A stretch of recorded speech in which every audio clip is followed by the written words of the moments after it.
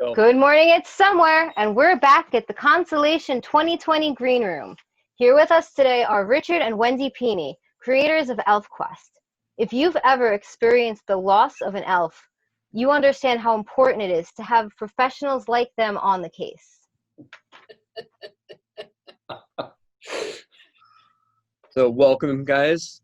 We'd like to hear a little bit about how long you've been looking for elves and some of your experiences finding them. And, see where it goes. Actually, the elves have been the ones that have been doing the looking. Yeah, they kind of found us 2 years ago now? It is after a book called ElfQuest. They found you. They found you really a long time before that. So tell me a little bit about the early days when you were first starting this up. I know you were doing some work, Wendy, for other comic book companies. No, as a matter of fact, I started my career as a science fiction and fantasy illustrator for magazines like Galaxy and If. And I only really got into comics after Richard and I did our gig with Frank Thorne in the Red Sonja and the Wizard Show. And during that period, Frank and Roy Thomas invited me to write an issue of Red Sonja. So that was my first professional work in comics. Up until that point, I had never really intended to become a comic artist or writer. Yeah, we were both comics fans. We didn't know it because I was living on the East Coast and she was living on the West Coast, but we were both kind of Marvel zombies before that became a thing. That's how we met, through the letters pages of Silver Surfer way back in 1969. But we never, either one of us, thought about working in comics until Wendy had this wonderful idea for a long-ranging story that we ended up calling ElfQuest. Yeah, I sat down and told Richard the rudimentary story one day, and he fell in love with it and immediately set about training himself to become a publisher and just learning the ropes of comics from the publishing end. And meanwhile, I just plunged right in. I didn't know very much, but I just wanted to get this story done and to combine words and art to the best advantage. And it was like capturing lightning in a bottle. The comics first issue just took off and sold out immediately, and we've never looked back since. Yeah, I like how you say getting the story done, but it's 42 years later and there's still more story, isn't there? Yeah, I know. If I had known that I would be drawing the elves for over 40 years, I would have designed them all bald and naked. Because those 80s hairdos that I had to carry through right until now, they are really something. Rhymes with witch. Now, we set out to tell a relatively simple story that morphed like kudzu into a complex story that took 7 or 8 years to tell, back from 1978 through 1984. And then we realized that we had a tiger by the tail and it wasn't going to let us go. Wendy actually had a much grander, overarching vision for ElfQuest than even I knew at the very beginning. Now, working together as we have done, I came to understand this. And that's what culminated in 2018 with the telling of what we call ElfQuest, the final quest. But then the fans, when they saw the word final, they freaked. Mm-hmm. And well, what do you mean final? Is there no more ElfQuest? And I say, no. This is a conclusion of an arc. It's the conclusion of the hero's journey, but there's more ElfQuest. Here's the thing. The backbone of the story is the character, our lead character, Cutter's hero's journey. And elves are very long-lived. They're practically immortal. So this was going to be a long, long, long story of this character's life journey.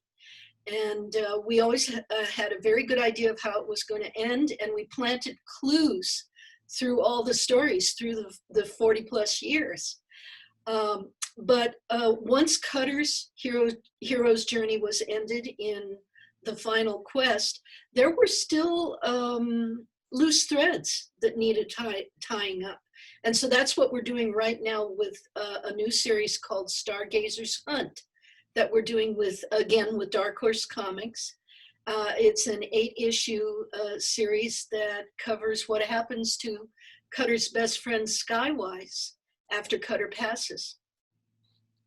Because when Cutter goes to spirit, as we like to say, his companion, his best friend, his soulmate in a way, there's not resolution for him. He's got to find his own resolution the way Cutter did throughout ElfQuest. And that's what Stargazers Hunt is all about. Yeah. Very cool stuff. That's in progress now. It's complete. What stage is that in? We're halfway through. I am not fully drawing this particular series. I am working with my dear friend and seems to be natural born successor, Sonny Strait. I want to say a little bit about Sonny because this is a man for all seasons. Richard and Sonny and I met back in 2000 at San Diego Comic-Con because Sonny was a famous voice actor whose work I had been following for years because I was a Dragon Ball Z fan. And Sonny did voices, particularly the voice of Krillin, the hero's best friend, in Dragon Ball Z. And so we got to know each other immediately, and we discovered that Sonny had been following ElfQuest and was influenced by ElfQuest in his own artwork because in addition to being a voice artist, he's a wonderful cartoonist. So he did some drawings for us, keeping the characters perfectly on model, and I asked him if he wanted to do work for us, and we all fell in love. And Sonny has done a lot of work for us, including fully coloring the Final Quest series. But I asked him if he would handle the majority of the art chores on Stargazers Hunt. So I'm providing layouts, and he's working over those and finishing the art. Now, the thing about Dark Horse, of course, as we all know, the comics industry has been turned on its ear by the coronavirus. Distribution has shut down, printing has shut down, shipping has shut down.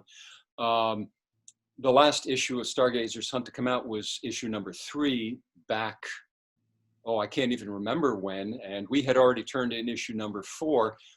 That got bumped all the way to October. Mm-hmm. But we're not sitting still. Wendy and Sonny particularly want to do what they do very, very well. So we're going ahead and finishing up the writing and the drawing and the coloring and the production on the rest of the 8 issues, whatever Dark Horse tells us with regard to scheduling, because we want that done and to know that it's in the can and finished the way we want it. Yeah, there's no way the fans are going to miss the finish of the end of this story. It's very exciting. When you were talking about falling in love with artwork, I have to show you guys something. What? Oh, Wolf Park. Yes. What an experience that was. Just tell us a little bit about that. I had the privilege of receiving this from you guys personally in your home when I interviewed you a million years ago for Gateways magazine. Gateways. Oh my God. Issue number 4, the red cover with the Watchmen on the cover. Oh my God. I remember. Yep. And so that was a long time ago. So that portfolio must have just come out. Yep. Well, that would have been the early 80s. Mm-hmm. We were introduced to Wolf Park in 1981 by a bunch of fans who took us there. And we have had an ongoing relationship with them ever since, supporting them as best we can. But Wendy wanted to go there and do this portfolio. We had the idea as a fundraiser because like any nonprofit organization, Wolf Park depends heavily on money from the government and money from donations. And we really wanted to help them out. So Wendy spent an amazing time, and I wish I had been there. Oh, I wish you had too, but it was a real profound spiritual and growth experience for me as an artist. I spent a week there studying the wolves, sketching them, and coming up with, is it a dozen? Are there a dozen in there? 8, 10, 12, whatever. Yes, something like that. I Portrait. can count right now if you need me to. All right, you go right ahead. But the outstanding wolves in the larger pack that interacted most often with visitors to the park. Yeah. And they all had incredibly distinct personalities. I got to know them. One of them sort of symbolically ate me. He didn't like me at all as I was standing there sketching him, so he ate his water bucket and then looked at me. And Dr. Klinkhammer, who used to run Wolf Park, explained to me that when a wolf can't actually eat you, he will eat something else and then look at you so that you know that that's you. You're on notice. Yeah. So, but many of the wolves were hand raised and they could be interacted with. So I had the amazing experience of just having, a wolf climb up my back and chew my hair, and they are gigantic. They are timber wolves, so they're very, very big, and they are not dogs. Yeah, as Richard will tell you, we developed a healthy respect for them the first time we visited them. Oh yeah, they will test you, and if you show any kind of fear, that's not what you want to do. But luckily, the Dr. Klinghammer and the other park people were there when we were in the cages with the wolves. So it was, as Wendy said, just an incredibly mind-expanding experience for us. And we visited Wolf Park very recently, just last year. And they are doing very well, but they continue to depend on support from people who care about them and want to bring attention to endangered species and the environment. Everything is tied together, the environment, climate change, how well. Wolves are an amazing part of the ecosystem. They can actually change the course of rivers if they're introduced into an environment. It's impossible to figure out these incredibly spiritual, powerful animals. I started with a love of them, expressing that through ElfQuest back in the mid-'70s. There was something, I think it was just a spiritual connection with the animal. Although I had never actually encountered a live one, we didn't meet our first live wolf until we had completed the first volume of ElfQuest. And it absolutely changed the way I drew them. When you meet a live wolf, you suddenly learn that absolutely they are not dogs. They don't move like dogs. They don't act like species unto themselves. And yet, at the same time, they're the ancestors of our beloved pets that we all have.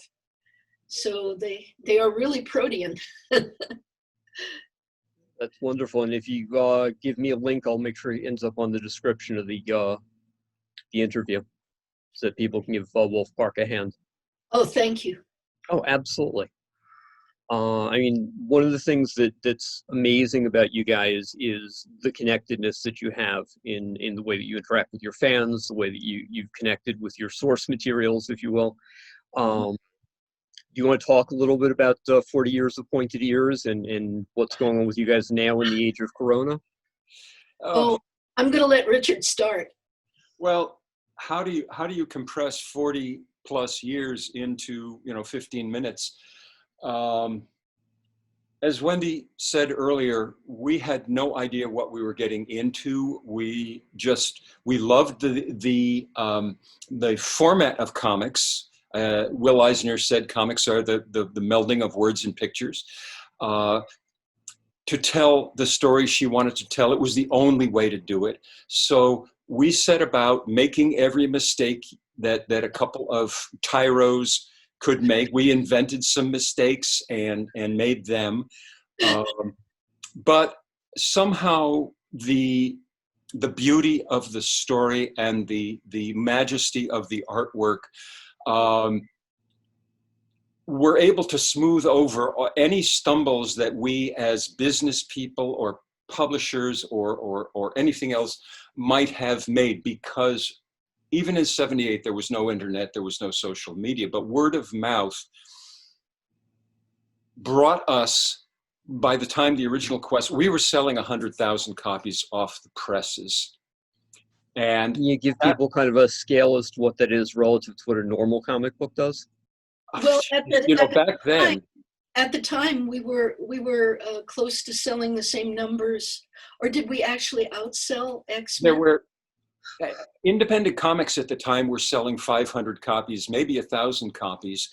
Over at Marvel and DC, some of the X-Men titles and some of the Batman titles were selling in the neighborhood of 100,000 copies. So we were right on up there with those. Now today, it's an entirely different world. It's an entirely different situation. Publishing has changed, distribution has changed, how to tell a story has changed. There's digital, there's web comics. And, thank heaven for those, because, as I said earlier, we just are, the train of our schedule for Stargazers Hunt got blown completely off the rails in early March, when essentially the world went to hell because of the coronavirus. But and a few other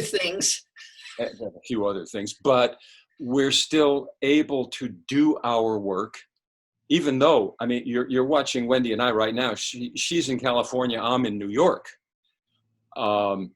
We have suffered the isolating effects of the coronavirus. Isolating in place, you do what you have to do to be safe. But we can still interact, witness you. We can still work. Yeah, that's the fortunate thing about working in comics, is that it is a labor-intensive, solitary profession, and it will take. Those would be the fortunate things? Labor-intensive and solitary?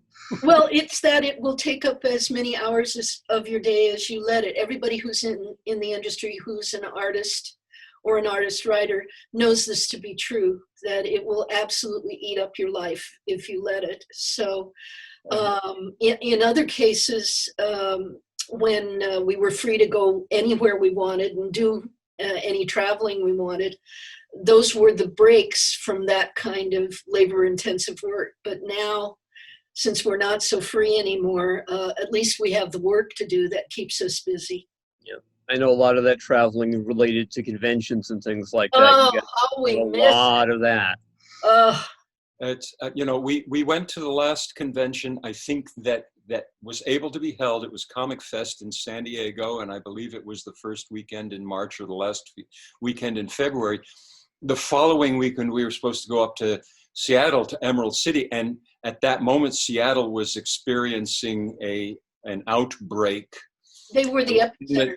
It was completely dominating the news, and we were literally hour by hour wondering, should we go to Seattle? Should we not? Should we go? Should we not? And Emerald City, Sunday or Monday of that week, said, no, sorry, we can't do it. And that was the first domino. And as we've seen, 2020 now is pretty much a wash. Yeah, I mean, we experience such a strange feeling of, every year around this time is silly season. It's every weekend you're at another convention, and people, and getting to see friends that you look forward to seeing every year, and doing panels and being on and all that. We're kind of like genetically ready for that, and those things can't be answered this year. So it's like, oh gosh, I can't even do Renaissance fairs or the other costume events. That's a hobby of mine. I'm a costumer, and I love to go to events and show off beautiful costumes. and can't do those either.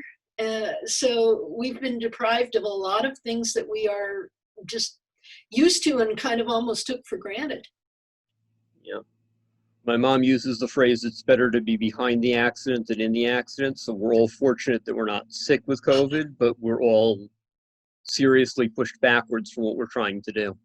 We're certainly feeling the effects of it, whether or not we have the bug. And it's, you know, whatever certain people say, this isn't going away soon. So we're like the elves. We're adaptable. We're adapting to how we have to live in order to stay healthy, to stay safe, to stay as happy as we can, and do our work. ElfQuest has done its part.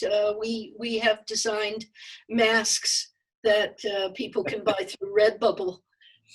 So there's a number. I think my favorite one is the pick nose mask. Do you have it handy? Not easy. No. No. But, I will definitely be looking for those. Yeah, you can look just like a troll. It's very funny to me. I'm the guy who almost never owns two pairs of shoes at the same time. I have a mask collection. These are easier to breathe in. These are easier to talk through. These are easier for going to the market. Yes. It has become a form of fashion. Well, yes, and some people are making the best of it and being very fancy with them. Mm-hmm. I admire that. I hear commercials on the radio now. There are companies who are, you know, flogging you to have them design masks with your company logo on them, and I find that just a tiny bit ghoulish, to be honest. But I mean, we are an entrepreneurial society, and if there's a buck to be made, somebody's going to find a way to do it. This is very true. So upcoming projects, new things you've released recently. We talked about Stargazer. What's some of the other stuff going on? Well, one of my great loves is musical theater. It's been another love of my life. Back in 2007, what some people don't know about me is that in addition to the fantasy of ElfQuest, I am a horror fan. I'm particularly a fan of dark psychological horror, so Edgar Allan Poe is my guy. I've always been a Poe fan. I grew up on the Roger Corman Poe cycle. And so in 2007, I started work on a webcomic called Mask of the Red Death, based on Edgar Allan Poe's short story.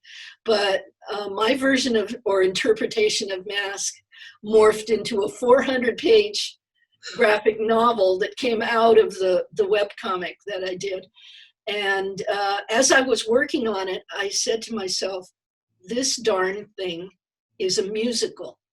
It's like in the vein of Jekyll and Hyde or Sweeney Todd. It's a dark, gothic, bloody, it's Poe after all. Mm-hmm. So I took the script for the 400-page graphic novel and worked and reworked it into a libretto for a musical. And the fate was very kind to me because she put me in the way of several people. Calvin Remsburg, who actually was the original Beetle Bamford in Sweeney Todd when it first came out. And he became interested in Mask and wanted to help me develop it. And he introduced me to a marvelous young composer named Gregory Neighbors. He's award-winning, he's brilliant, and Gregory knew about ElfQuest. He had read ElfQuest when he was younger, and he liked anime and dark gothic stuff. So he got interested, he got involved. And most musicals take 10 to 15 years, actually, to get off the ground. So we're right on track. We've been at it about 10 years now. Many rewrites. We've done 2 staged readings so far, and we continue to add songs and shape it up. And right now, Richard is our facilitator and producer because we are working on producing a concept album, the entire show as an album. Well, we have, just like learning how to be comics publishers, we're learning the ropes of musical theater. I knew nothing about it. Wendy knew a lot about it, but like watching the sausage get made, there's a lot behind the Yeah. scenes business and all of that Yeah. that I'm learning. And I like the role of facilitator. The core idea for ElfQuest has been Wendy's all her life. She's been telling this story or variations of it since she literally was 2 years old. I like helping things manifest. Wendy's been a lover of musical theater. She's the one who had the idea to take an 8-page Poe short story with only one character and turn it into a 400-page graphic novel that's just juicy as hell. And Well, a very smart person recently told me that if you let a comic book take over all your time, it will let you. It sounds very applicable to this. yes, she doesn't have small ideas. And when it came time to test the waters for the libretto that she had worked on and the music that she and Gregory had worked on, someone had to, hire the theater, hire the actors, do this, do the logistics. And I have a talent for that, and I enjoy being behind the scenes to do that, and in front as much as I can. But I really like helping push things along. And If you think about it, learned a lot. yeah, if you think about it, Richard and I have been doing theater together ever since we teamed up with Frank Thorne to do the Wizard and Red Sonja show, because Richard again was our facilitator and did all our special effects and our music and our sound effects for the stage show. I remember I'm gonna go with, it was the Biltmore Hotel, I think it was, that I saw you do that in. El Cortez. No, No, in New York. Oh, wait, we had moved out of the El Cortez. Weren't we in the convention center? no, but this would have been, one of them might have been in the convention center, but we did a couple of them back east as well. Oh, of course. But our Yeah, final no, New York is where I saw you. Oh, Yeah. New York. Okay, so we did New York, we did Philadelphia. But I remember the Biltmore. I Mhm. remember that name. I remember being there as a teenager, and you came up on that stage, and I'm way on the other side of the room, and somebody had just come by as a paper mache man thing. Uh-huh. You were the next thing up on the stage, and I looked up and I was like, there is a sea of 15-year-old boys here, and she's standing there in a chainmail bikini, and she owns this room. There's not going to be a word of disrespect. There is not going to be a cat call. Your presence impressed the hell out of me. And Thank years you. later, when I found out this was the same person that I was going to meet because of ElfQuest, I was just, it was like, the world works in very weird ways, that I'm going to actually get to sit and chat with this person, because you blew me away in that moment. Oh, The command that you had was just amazing. Oh, Well, well, you see, Red Sonja, I took it very seriously. That's the thing. Cosplay didn't exist back then. It was called costuming or masquerading. And the Red Sonja and the Wizard show was the first time anything like that had ever been done. Frank Thorne was devoted to the character. She was like his anima or something. He was just, they were part of each other. And I wanted to help him embody the spirit of that character. It wasn't so much about the chainmail bikini, the costume, the hair, all of that. It was about the spirit of the woman, this independent, Absolutely. loudmouthed, rude, warrior woman who just wasn't going to take guff from anybody. And nobody had ever seen a character like that portrayed at a comic convention before. So Comic Cons were our venue and our stage for getting that out there at a time when that was completely new. That was amazing. It really was. Thank you. Yeah. So we talked about Stargazer. We talked about Mask. Is there any room for other projects? Is there other stuff going on? Oh, oh, heaven. good heavens. Well, actually, there are a couple of other irons in the fire. And I I guess I can talk about them a little bit because I have alluded to them in our social media. I'm excited. Many years ago, we were solicited by one of the big New York book publishers. I forget. It was actually, it was Playboy Press.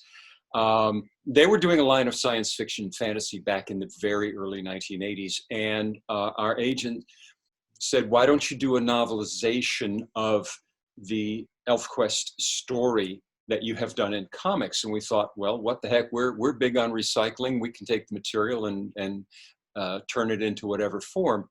So 3 novelizations came out over the next few years. There were supposed to be 4, but somehow the contract got written for 3. They went out of print a long time ago, and I thought, why am I sitting on my thumb wondering what to do when ebook publishing, Kindle, Nook, all of those other platforms is happening. I'm very still much a print guy, but why limit ourselves?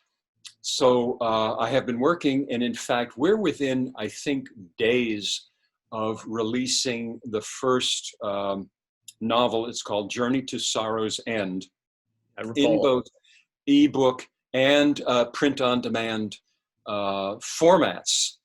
And the next 2 are in process. And people have been wondering, why did you never do the 4th one? Well, we got busy with other things, but now that we're involved with this, we're kind of like getting a little bit of an itch or a spark. Maybe we're going to actually write that 4th novelization. We're going to do the same thing with The Blood of 10 Chiefs, prose anthologies. That's that. The other is, again, years ago, there was an audiobook version of ElfQuest. It was on cassettes. You can't find it anymore. The cassettes are all rotten anyway. But we're looking into ways, either to, the simplest is to digitize that and release it online, or maybe pump it up a little bit. And that's about all I can say about that at the moment. But Since you mentioned audio, I have to find out if I can convert it to digital, and if it is, I'll get you a copy of the file. I have an audio tape of you doing How's Your Reptile. Oh my God, I need that. I need that because I remember doing that the first time. Do you remember when the first time was? Well, I remember it in England. Yes, that was the first time, but we took it on the road because it was so good. Yes. And it answered a question that fans had been wanting the answer to for a long time, about recognition, about what it is, what it's not. Yeah. And it's little reptile in the back of your brain running radio-free sex. Yes. Yes. Yes. We're gonna talk about swapping files here because oh my God. You're in trouble now. You're in trouble now. So we this has been phenomenal, guys. We certainly have to not make it 40 years between times I get to chat with you guys like this. This was great. Well, and it's been a lot of fun. Yep, and I'm looking forward to what you guys are going to do next. Danny! And now we've come again to the end of the show, before the show that will never start.